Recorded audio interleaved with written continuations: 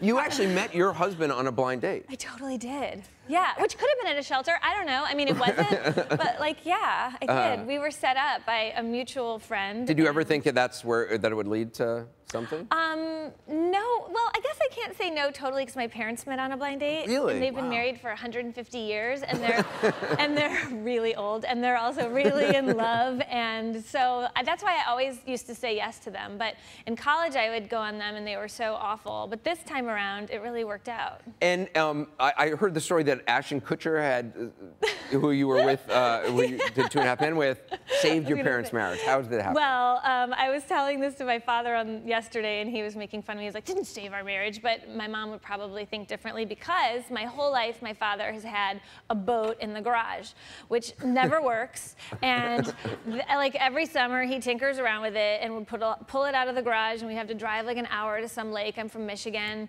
and put it in the water, and it wouldn't start. And then my parents would get in a fight, and they have to pull it out of the water, and then put it back on the trailer, and then drive it back home.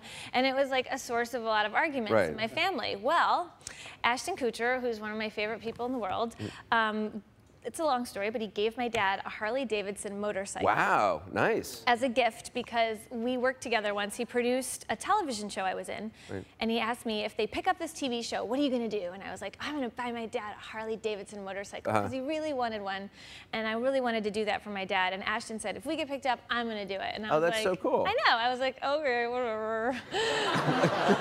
Like, that's really gonna happen. And anyway, when your show gets picked up, they fly you to New York for this big party called the Upfronts, and at the Upfronts, Ashton handed me a card. Wow. And I opened it, you know, with just hanging out, and there's like a picture of a Harley in the card. Oh, that's a nice with gift. A phone number saying. That's amazing. I know.